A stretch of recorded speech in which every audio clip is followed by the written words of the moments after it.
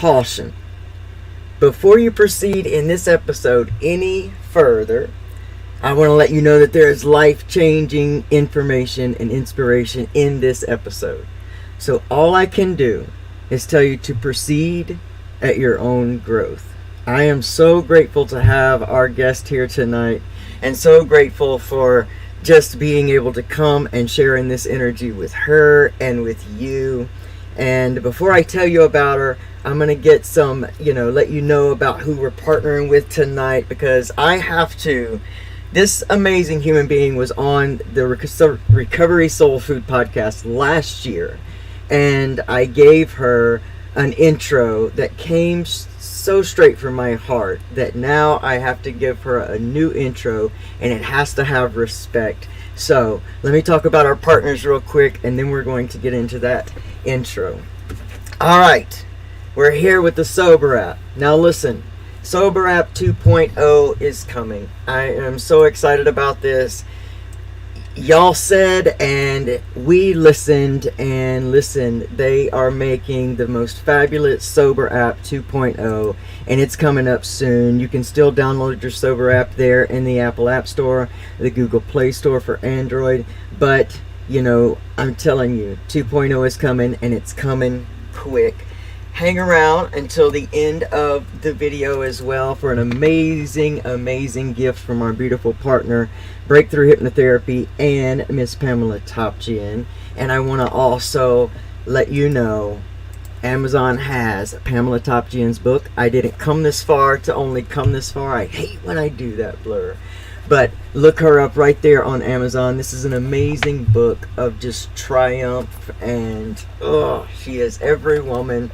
She is an amazing soul sister of mine, and I just can't tell you how her friendship has changed my life. And so make sure you go and get that book. It's an amazing read. We have some new friends with us tonight. We have Mr. Remy Storak's book, An Arsenal of Gratitude. Man, I just got this from Remy, and I'm telling you, this is on its way to becoming something amazing. It's like Miss Karith Foster's book, You Can Be Perfect or You Can Be Happy. I'm going to have to give you the link of that, and she better show the cover, because I'm embarrassed to say that I could not find my copy before tonight's video. And that's on me. Awful.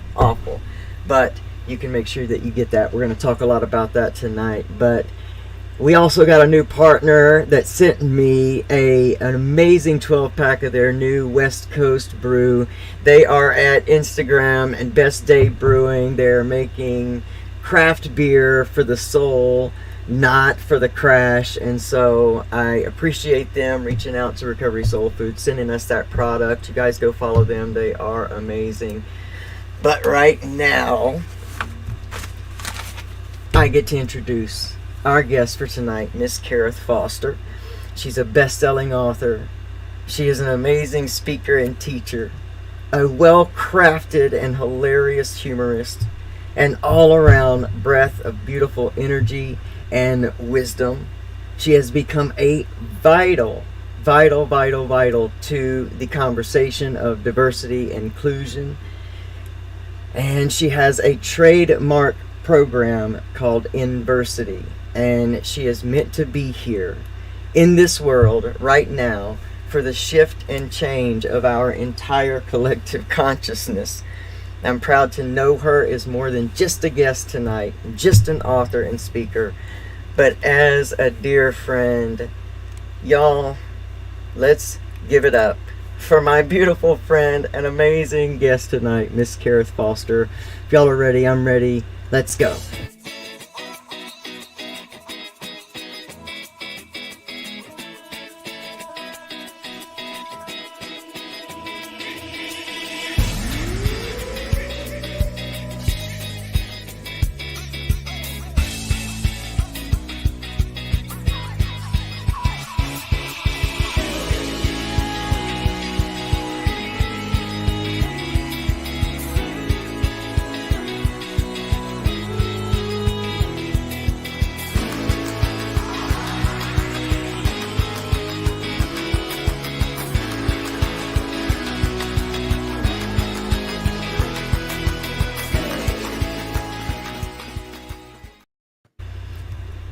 Karith. Oh, my love. So happy that you are here. Thank you Yeah, for having me. Can you just like come with me everywhere I go and I introduce me? I told you last year I'm Please. up for the position and I don't take up much space. I would be happy. I'm sitting here with a blank notebook in front of me because I don't have any questions for you because our conversations always just reveal what they are to reveal, Don't they? and it's the funnest thing. We know how Oh, to the have a good time. conversations. I know. The conversations I get to have at this stage of my life with the people that are in my world are just outrageous. I cannot be any more grateful. Like, I could just explode with gratitude. So, I titled this because of your book. You can be happy, you can be perfect, or you can be happy. I'm always trying to roll it backwards. But I thought about the blatant lie of perfection Mm, and how so many of us chase it yeah. in so many different ways, but it's not even a real thing. And I think collectively, as a consciousness, we're coming to the place of understanding that. And Yeah. I just thought that'd be an amazing place to talk about and end in talking about inversity because you're a big part of this change in my opinion. I believe that you're here now for this, and so we can talk about inversity. So talk to us then about writing the book and just that whole process and how you were Sure. led. Sure. So, I'd be remiss not to talk about how it even came into play, like how I got Yes. the title, the name. I had just given birth to my first daughter. And even though she was 40 weeks at, that's the length of a regular pregnancy, she was 4 pounds, 10 ounces, Mm, which is teeny tiny. Like that's like preemie size. yeah. And which it was weird because both the OBG and my midwife was saying she was measuring 6.5 pounds. So she comes out this teeny tiny baby and can't latch, Mm, which means she can't nurse, which means she can't get nourishment, which means she can't live. mm, Take her to the pediatrician. Oh, babies lose a little weight after they're born. I'm like, yeah, but she's down to 3 pounds something. This is dangerous. So I go back to my mm. midwife and she says, hold on a second. She goes into the kitchen of the birthing center where I gave birth, brings out some donated milk from it, breast milk from another mother with a little tube, sticks it in her mouth. And honest to God, it was like watching a black and white television turn color. Wow. And I realized in that moment that if I had not gotten that help, if I had not gone back to the midwife, if I had not been extremely, needing to know what was going on, what was wrong, I would have never known and my child would have died. Mm, But the after effect was I beat myself up mercilessly. It was one of those, you got one job, right? And my one job was to keep this person alive. mm. I had a very dear friend come visit me. We actually share a birthday, and she also happens to be married to an Australian. And she goes, look, Karith, I know you. I know what you're doing. You're so hard on yourself. You can be happy or you can be perfect. I choose happy. Mm. And that was the first time I heard that. And, as I say in the beginning of the book, the heavens should have opened up. A chorus of angels should have started singing because those were brilliant words. Brilliant. And I juxtaposed them to you can be perfect, you can be happy. But it wasn't like it did anything for me. It was just like, oh, what a nice thing for my friend to say to try to make me feel better. But it did always stay in the back of my mind for years. Mm. For years. Mm-hmm. It marinated. And one day I just had this epiphany. It was like, you can be perfect, which really doesn't exist, or Right. you can be happy, which is a choice. Mm. And I realized in that moment how much of my life I'd spent trying to be perfect. The perfect student, the perfect daughter, the perfect friend, the perfect Mm. employee, the perfect girlfriend, the perfect what, all these things that there's no level of like you will always be reaching for that next golden carrot. Yes. And then I thought, oh my God, what is this costing me? Mm. And the reality was it was costing money. Yeah, trying to achieve this, the perfect look, Yep. right? It was costing me time and energy. It was costing me confidence Mm. because I certainly wouldn't apply myself or go out for things if I didn't think I was good enough for it. Right. which meant it was costing opportunities, which meant it was costing more money and self-esteem and relationships. And, and most of all, it was costing me joy. Yeah. It was costing me joy and happiness, which, I mean, like it or not, the Declaration of Independence, we are all entitled to happiness. That's right. Yeah. The pursuit of happiness. And yet we deny ourselves in this chase for perfection. Yes. And I realized, oh my gosh, if I'm doing this, how many other people are doing this too? Yeah. And what is it costing them? So Absolutely. I'm like, I have to get this out. I have to get this out. And you know what it makes me think of too? Because I thought about that. I've thought about it so much, and I thought, it's when you learn early, that supposedly you'll never reach that place, yet you're still looking at that perfection. I think that's when you go the complete opposite way. So people can either go completely gaining perfection or completely believing they can't. And that's the road that leads you down through addiction. Absolutely. And, rock bottoms and depression. And, I think that it all comes back around to where we all meet in the middle and say we're human beings in pursuit of something that doesn't even exist. And just because perfection doesn't exist doesn't mean you don't strive for excellence. That you can't. It doesn't mean you don't put forth effort and do your absolute best. True. But it means you don't get caught up in the miresome process of not valuing what you've done, not self-congratulating. And I don't mean being boastful or being obnoxious or, you know what I mean? But celebrating yourself, which we also don't do enough of. No. We're the first person to, beat ourselves up, and the last person to say, you know what, damn it, I did a good job. Yeah. I put my you're right. You are so right. Absolutely right. I mean, because that's the biggest part of, that's a big part of recovery, is learning how to re-talk to yourself and just say that, like, wait a minute.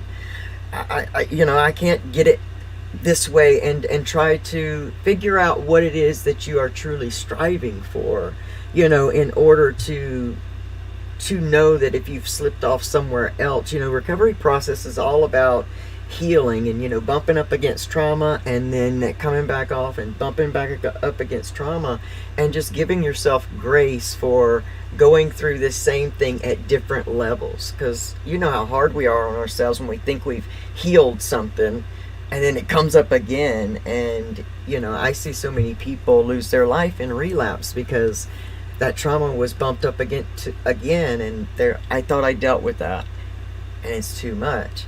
You use one of my favorite words, grace. I love grace. Having grace.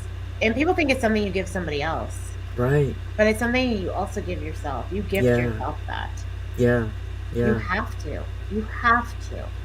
And it's a process of learning. You don't just start out just, believing that and feeling that, but you learn to feel into that by celebrating. I think it's celebrating those steps, remembering to go back and celebrate, that helps you get to that place of grace faster. I think a lot of people also, they hear the word grace and they think it has to do with religion or Christianity solely. You're right. And no, it doesn't. I mean, it's part of that package, but it's not all of that package. Yeah, for sure. Because I think the boxes that we're chasing, we were a bit talking about this before, that we have to examine. I think that examining those boxes that we are trying to chase, because that is what perfection, we've been told perfection is, whether it be in genders or sexuality. I think, in politics, all of these places where we're supposed to all the fit binary, right? The binary of good and bad, right and wrong, left or right, up or down. Right. And that's not how the world works. It's not That's working. not how people work. Right. And it's chasing that. That is that pursuit of this perfection that you just never ever get to. And so it becomes futile, and I think it just ends in disease and sickness when we don't step out of that race to the blatant lie of perfection. And that's another great word that I don't think people fully understand the meaning of, disease, right? Mm-hmm. Disease, if you break that word into its two components, dis-ease, Yeah. right? Not at ease. Yes. Your soul isn't at ease. Your mind isn't at ease, which makes your body not at ease, which makes you vulnerable to what we call diseases, ailments, Yes. sickness, Yes. illness, mental, physical, Oh yeah. spiritual, Mm-hmm. right? That's disease. Yeah. And it starts with not being in alignment with yourself and your soul and who you are. Yeah. Absolutely. And I think too, when people start to hear us talk about that, I want to make it clear that this that we're talking about is not fall in that category, because I think that there's this, everything gets overused, so that the whole spirituality movement is getting way overused, and then you've got the other side of the Christian and religion that's getting way overused, and what we're talking about here is really, the processes and just laws of the way humans are made, and it's just about healing. And because I think that we can jump over into using spirituality sometimes as an escape as well, just like we can use drugs. Absolutely. And I think this is a good place to talk about the second half of, you can be perfect or you can be happy. And I always like to stress that yes, happiness is a choice, absolutely, hands down a choice. One of our only freedoms. Yeah. But it's as an individual as we are. Yeah. Right? But it's also not a constant. And that's where I think people freak out, because they think they're supposed to be happy all the time. They're supposed to be on all the time. Yeah. Right? And I mean, all you have to do is look at any TV show and you see a drug for depression, a drug for, if you've got some kind of ailment or disease that makes you not in a good mood. It is okay to not want to get out of a bed for a day or two, maybe even 3 weeks. Yeah, you should probably talk to somebody. Right. But there is nothing wrong with you if you are having a bad day. There's nothing wrong with you if you are sad, if you are grieving, if you are grieving anything. We all had a collective grieving moment when COVID hit, right? When the pandemic came. Like, we all collectively were traumatized and lost something. There was a job, income, the life of someone we loved, security, freedom, normalcy. Yeah. We all lost something on some level. And compounds of those things all in between. Absolutely. There's so much complex, trauma that's even uncovering in my own self. I can, just see it, for so many people. It's that, what did we just go through? What are we still going through? What do we do? What box do we check? Where do we get?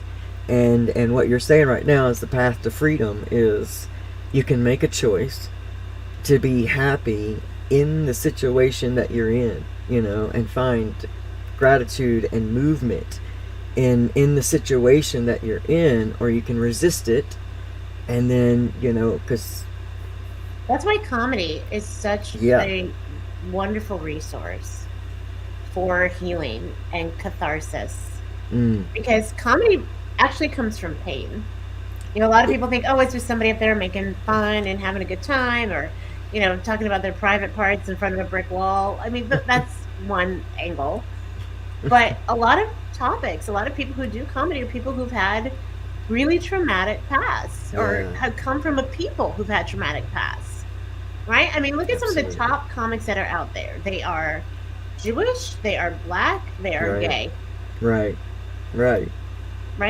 Yep.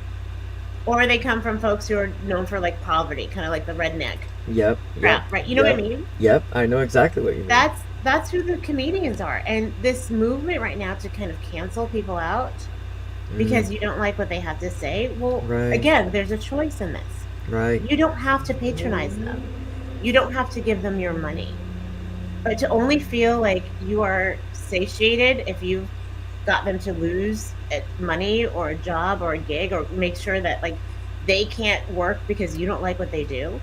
Can you imagine if somebody went into your job and said, you know, I didn't like the thing you said about so and so, so I'm going to go to your boss.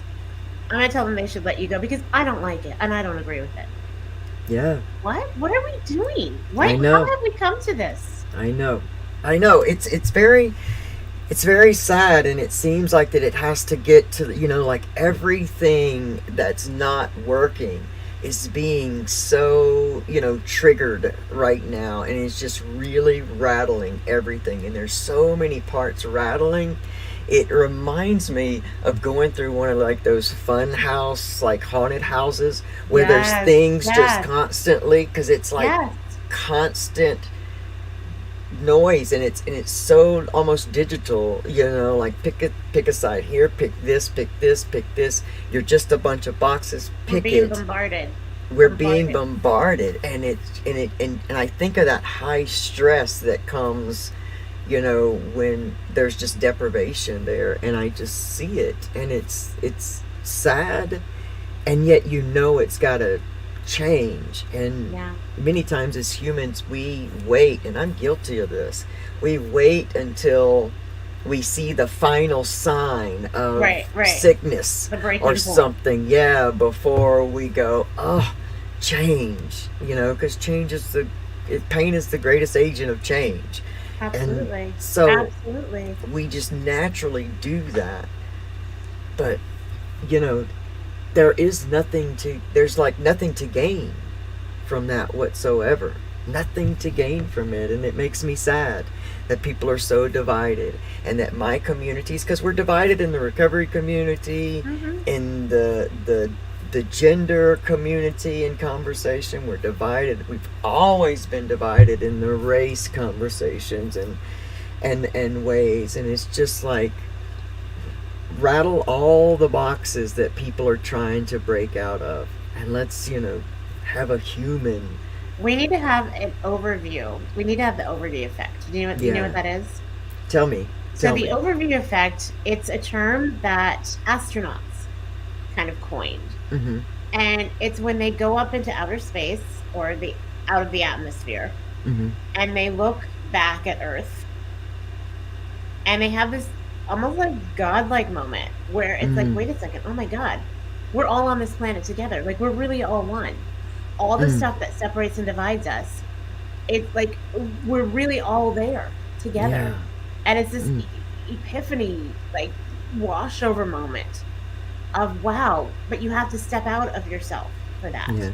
Now, we can't all be shot into the outer atmosphere, but we can take, a moment or two to like reflect. Now, I'm very fortunate. I've had an incredible career, one that's led me to do things like be a guest lecturer and luminary at the Knight Hennessy Scholars Program at Stanford Graduate School of Business, which is the equivalent of Rhodes Scholars over at Oxford. Wow. And while I was there speaking and sharing my word, I got to hear a scientist, a biologist, who was there talking about the very controversial topic of CRISPR.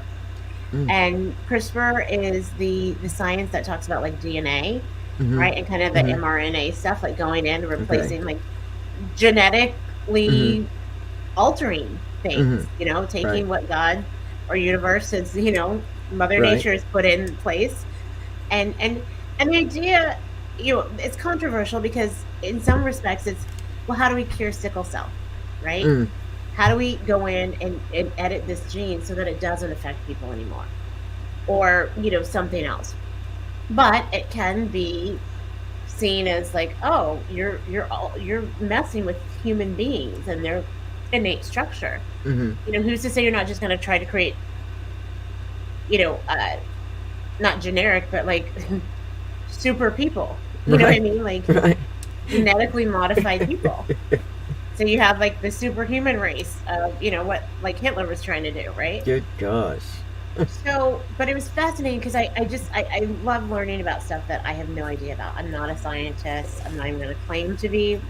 I made a C+ in physics in high school only because my creative project saved my butt.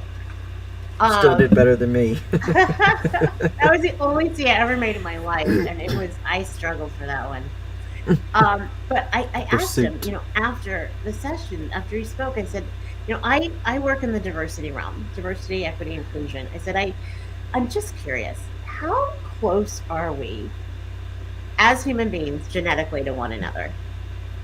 And he looked at me, he goes, Karith, we are 99.99986% the same. Wow. So all this nonsense, all this fighting is about 4/10,000ths of a percentage point in which we differ. And the craziest part about that is that 4/10,000ths is more about chromosomes, right? Like what makes someone come out with Down syndrome versus not, right? That's what that is about. Right. The hair texture, the skin color, Right. the sexuality, the gender. Right. That's not even part of the equation Wow. of what makes us different from one another. Yet, we've made it up front, first and foremost, Absolutely. biggest thing that keeps us from connecting, Absolutely. from honoring, from respecting. Absolutely. Absolutely.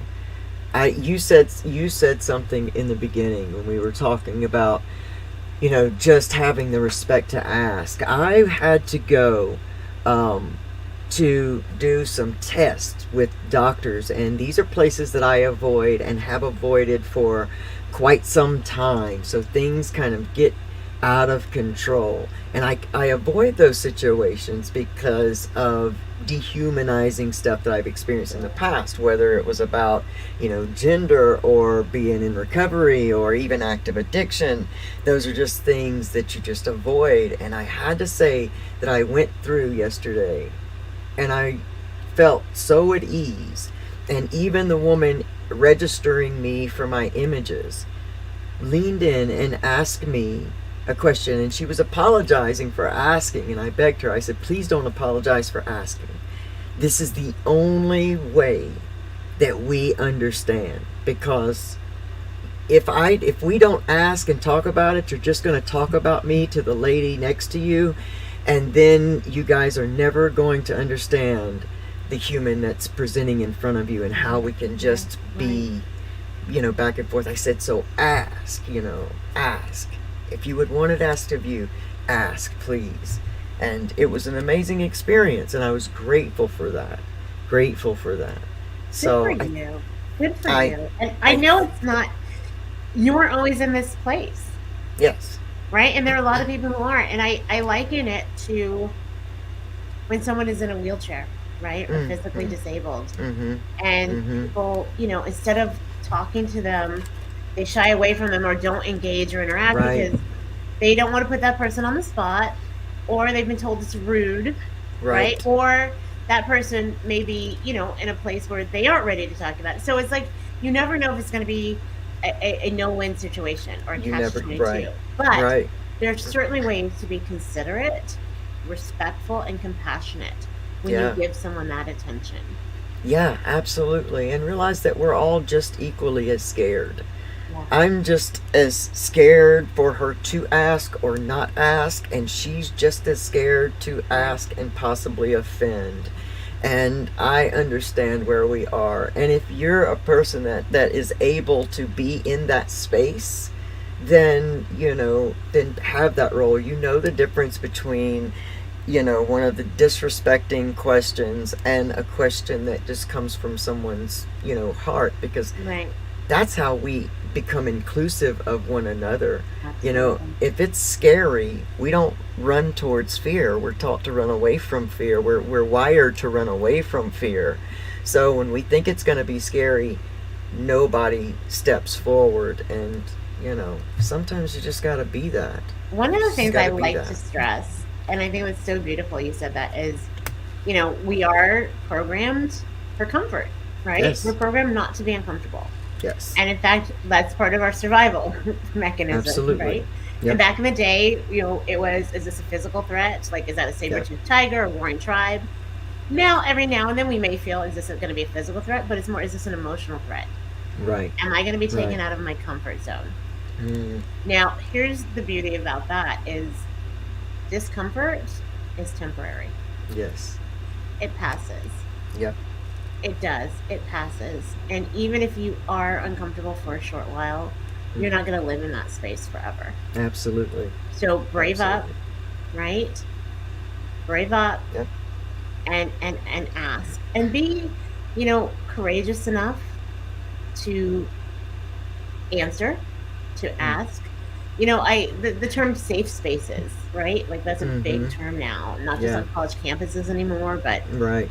in corporations, having a Right. psychologically safe space. And Right. I get it. I get it. Mm-hmm. And I'm not saying those are wrong, Right. Right. but what I encourage is a brave space. Because within Yes. a brave space, Yes.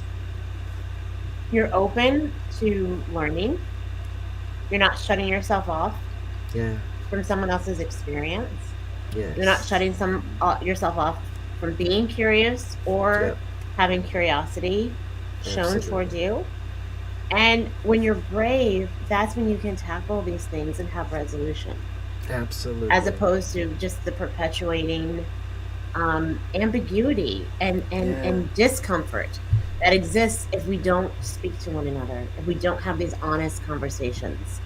Absolutely. Because the opposite makes us sick. Exactly.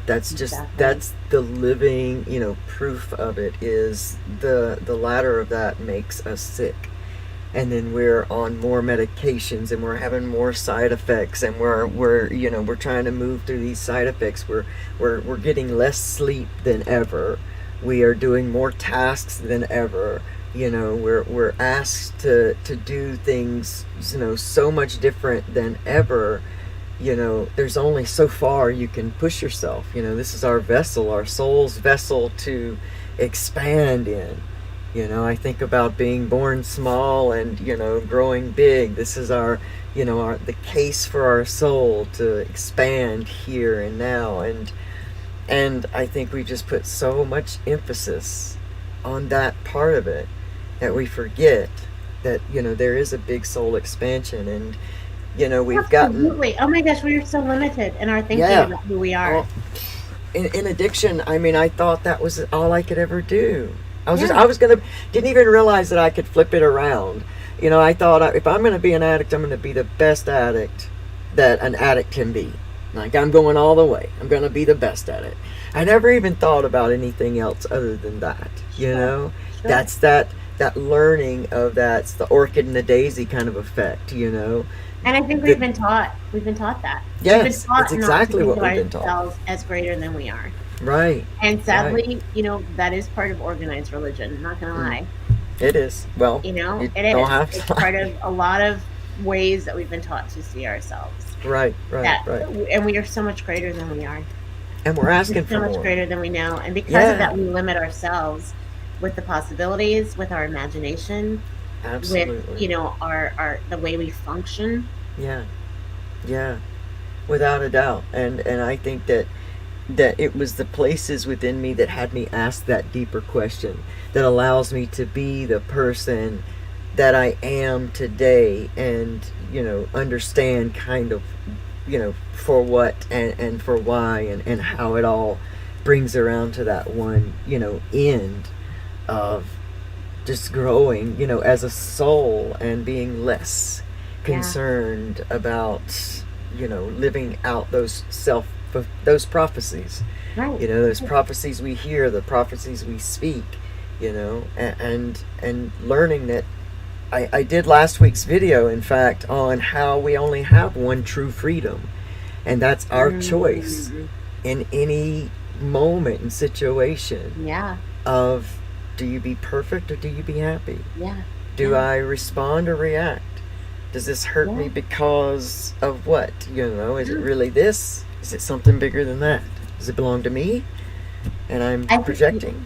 even letting people know that there's a choice. Like, I think some people Yeah. don't think there's a choice, No, no, no, I right? never Like, did.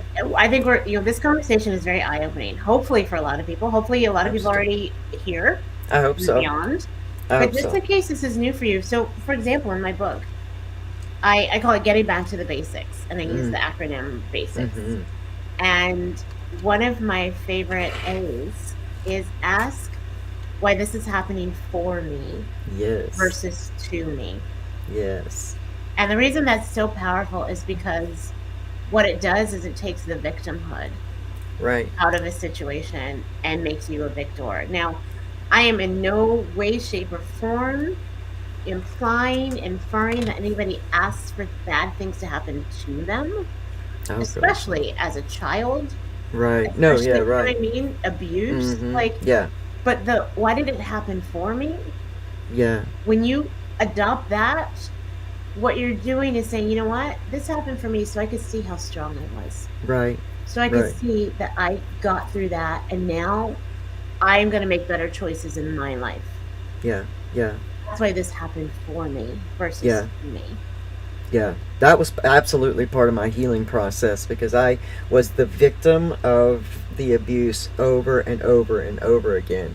And I understand, being in that space, but I tell you that the moment that it just made the connection for me that, oh man, so every time I think of this, relive it happening to me, that it's happening in my body as if today was yesterday, Yeah. and I'm not living my life, and I think that asking that question is not saying, oh, I'm happy for this trauma. It's saying I'm going to now take the power back over Yes. this trauma, Yes. Yes. and yes. stand up and take that back, because that was a freeing moment.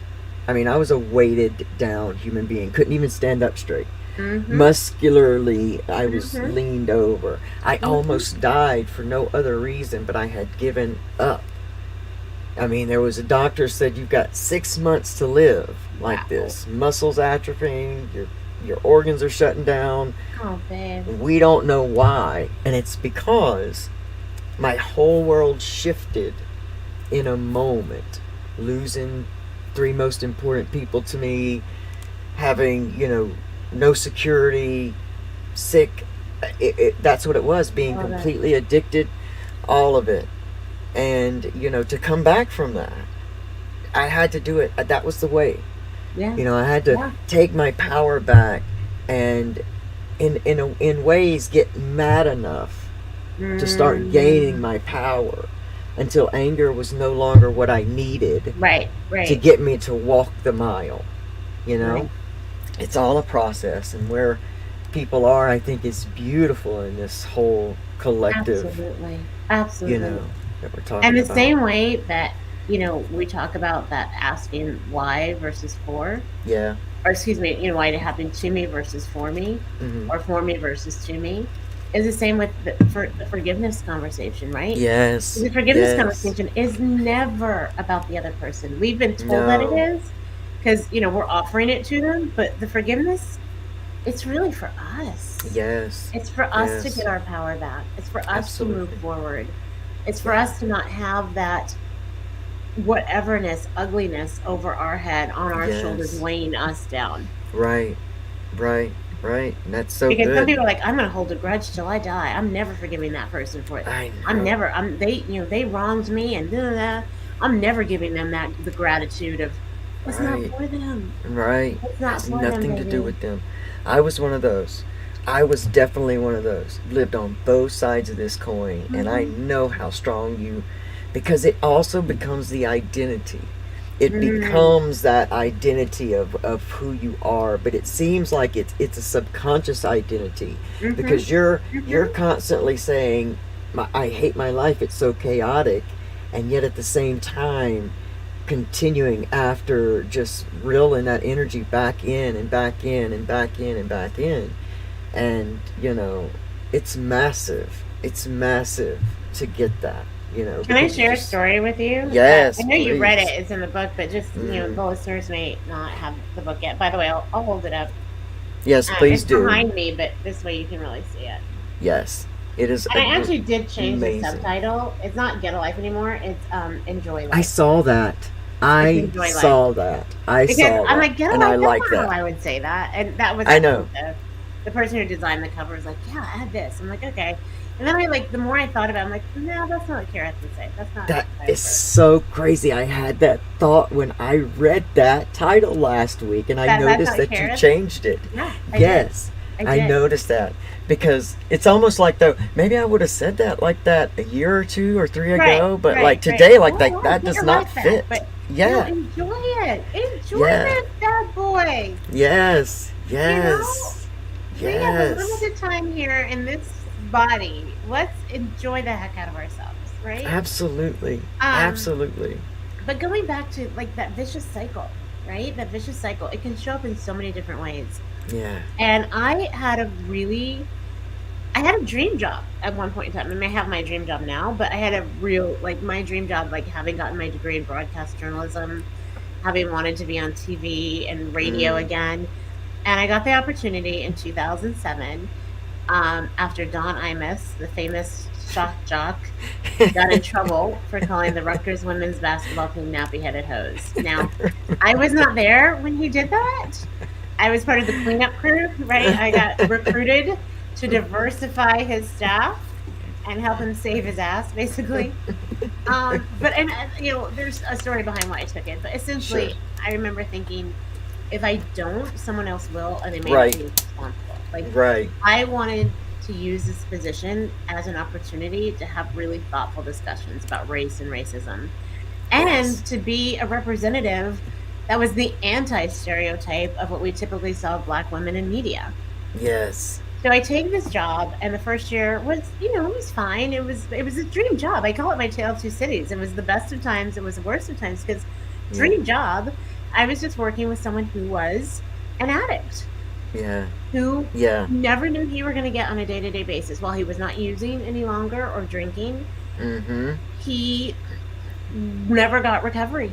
Right, He never sought right. recovery. So he was a dry drunk, a Yep, self-admitted dry drunk. yep. It's clean Um, and sober. Never knew if you were going to get the brilliant, creative, hysterical Marconi award-winning genius or a bipolar 14-year-old boy. Right, right. And it was toxic. I mean, Yep, my cortisol levels were through the roof. yep, yep. It was like walking on eggshells every day. It was an abusive situation. And I'd never Absolutely. been in one like that before, ever. Yeah, yeah, So it was very yeah. foreign for me, and I did not know how to handle it. Mm, And he was very angry. He was a very, very angry man, yeah. who had his demons, but who doesn't. Right, right. And while I was working there, I was also dating someone, actually living with someone who it started off really like a good relationship. I thought he was a good person. In fact, I overlooked other things that probably were signs, like the weight that he was carrying. So I'm Mm, like, I'm not going to be shallow. Like, just because somebody's really overweight doesn't make them a bad. But it was later that I realized that weight was representative of other things, right? yeah, Like, it's never yeah. just weight, Right, right? right, right. And Absolutely. so he was angry. My boss was angry, and I would literally go to work, deal with that, go home, deal with that. And I was at one point, I was like, I'm going to have a nervous breakdown. I'm either going to Bellevue, which is the mental health hospital in New York City, or I'm going to Bali. Yeah, And damn it, if I'm spending that much money, I'm going someplace pretty. yeah, So I yeah. hopped my happy butt on a plane to Bali. Good. And I had 2 weeks. I was very fortunate to have the income to do it and the time to do it. But I get there, and I was in such poor physical shape because of the Mm, stress and the strain. My mm-hmm. diet was shit. Yeah. I have an asthma attack, like an asthma attack to end all asthma attacks. My first 24 hours there, because yeah, Bali's the beaches and the gorgeous stuff, but I was in the center of the Mm. island, and it's a rainforest, so it's Oh mold wow. and mildew and Wow. Yeah. damp, and it's still beautiful, but for asthma, it was like one of the worst things possible. Oh wow. So I'm like, oh my God, I'm gonna die here, and I can't because my mother will fly over Mm. to the other side of the world, revive me, and then kill me again for dying on the other side of the world. Right. So I'm like, y'all have to get me. I need to get to a hospital. My inhalers weren't working. I Oh need gosh. prednisone. I need a IV. I need adrenaline. I need a nebulizer. Like all this stuff. They're like, Mm. well, because I was there for part of a manifestation retreat. That was the Oh first gosh. week I was supposed to be. And they're like, well, we do have this Western woman who she runs a fertility clinic in town who could help you. And I'm like, I'm sorry. I don't think we're connecting here because that's not the part of my body that's an issue right now. But thanks. They're like, no, trust us. I'm like, whatever. When in Rome, just save my life, right? So I trust these people. They take me this woman with this white blonde hair and these aqua blue eyes. Actually, her name was Dr. Bobby Aqua. And she ends up cupping my back and giving me acupuncture. And she opens my lungs. Saves my life. Like, literally saves my life. And then she says, honey, let me see your tongue. So I stick out my tongue. And she's like, oh, honey. Oh, how long are you here? I said, I'm here for 2 weeks. She goes, you need to see me every day that you're here. Wow. Now, fortunately, because it was Bali, the treatments weren't that expensive. It would have been like a nightmare in America. Right. But it was like $40 a day or something. So I go to her every day. And within the first 72 hours, we're starting to really connect with each other and talk. And she's like, so where are you from, kid? I go, I'm from Texas, but I went to this teeny tiny school in Missouri. She goes, where? I go, oh, you've never heard of it. I go, it's in Columbia. She goes, yeah, what school? I go, Stevens College, which is the second oldest women's college in the country. She goes, oh, yeah, I went there. I go, I'm sorry, what? I go, Stevens College. She goes, yeah, I went there. So I'm meeting this woman on the other side of the world who went to the same school I did 30 years before me. Wow. Right? So talking about kismet. But then she's like, how did you get here? I'm like, well, I took a plane. She goes, no, how did you get to this state you're in, this physical state? What happened? I go, I don't even know. I go, but I'm just dealing with a lot of stress. I go, my boss is a jerk and he's mean and angry. My boyfriend's a jerk and he's mean and angry. And I don't get it. I'm the nicest person I know. And she goes, sweetheart, I hate to tell you this, but you're the constant. Mm-hmm. I'm sorry, what did you just say? I was so pissed, Elsie. I was like, how dare you accuse me of having anything to do with what's going on in my life? And it took months. Again, that marinated. It took months. And I realized she wasn't accusing me of being, at fault for their behavior. Right. But what she was saying, that I was the one constantly in these roles. Right. In this position. Yes. And that was on me. Yes. To change. And when that epiphany happened, oh my word. Yeah. It changed everything. And I realized, even though I was considering those my first abusive relationship, I was really my first abusive relationship. Absolutely. Right? Yeah. I may not have been drinking and taking drugs, but I certainly wasn't treating myself with respect or value. I certainly didn't appreciate, and understand how worthy I was. Oh, yeah. Which that was the window that was open, the door that was open to allow the other negativity and nonsense in. Yeah, yeah. And only I could take that back. And it changed my life. I started dating myself. I would take myself out and do nicely. I immersed myself in spirituality. Found a church that I liked, found a shaman that I liked, started doing yoga, started learning about crystals and shit. I was all about taking care of me. And it wasn't selfish. Self-care is not selfish. Yeah. That's a big thing. That's a big shift you got to get. But I think it naturally comes when you make that first shift into realizing, oh yeah, that is true. I am the constant. And start naturally moving that, perspective around. It starts to naturally come that way. You have to own it. You have to. It's so easy to want to blame other people in my childhood. And my dad did this. Yeah. And if I had a mom who loved me, and if I hadn't been bullied in school, and that teacher hadn't embarrassed me in front of... No. I know. No. Yeah. Well, it's that same story, and I hear, I have teenagers in my life, and I hear the stories that they try to tell, and I recognize it from all of the stories that I recognize in my own life, all the narratives that I was living under. Because again, remember, the same thing that comes with boxes and perfection labels are, just lies. These things cannot be achieved. And, owning what truly is yours, which is the power there to make the positive change, the power to start to think differently, the power to invoke your own choice to see this situation differently. And yes, the nervous system is going to roll you into that same old thing that you're used to playing at 3 p.m. every single day, or 15 minutes after you get off work. The body keeps a score. It knows exactly what time to run which programs. And of course it's going to feel different. But you have to just remember in that moment, I have the choice. Oh yeah, that's my power talking to me. Yes. Acknowledge the power. That's my power talking to me right now. Yeah. We have the choice and we have the free will. Yes, we do. And that's the thing we forget. And that's, again, this lie that we've been told. We have free will. Absolutely. For good or bad, for better or worse.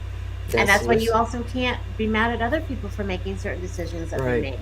The law of cause and effect. Yeah. It is the law of cause and effect. And the way, even in the way that we go through our process affects others around us. I love that example that you talked about with, how close to one another we truly are, just genetically. And as a, as a species of amazing, unique yet together souls. I mean, that's why we need community so much.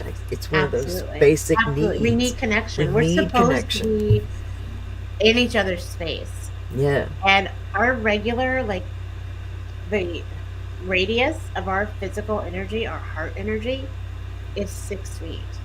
Wow. I think it was coincidence that when COVID hit, we were supposed to stay 6 feet apart. I'm not going to go down that path, but just putting that out there, just dropping that dime. Oh my gosh, I love you, and I just talk. You're going to come back next week, right? Yes. So we're going to continue this conversation. This is going to have to be a part 2, because if you guys only knew, we could hang out here for like another 3 hours and talk about this for sure. And next week, what I really want us to do is just continue this conversation into Inversity and what you're creating there, and how that's affecting people, because it's along these same paths. It's taking out the divide in diversity, and more letting us know how alike we are, and how much we have the will to love each other and walk in that space.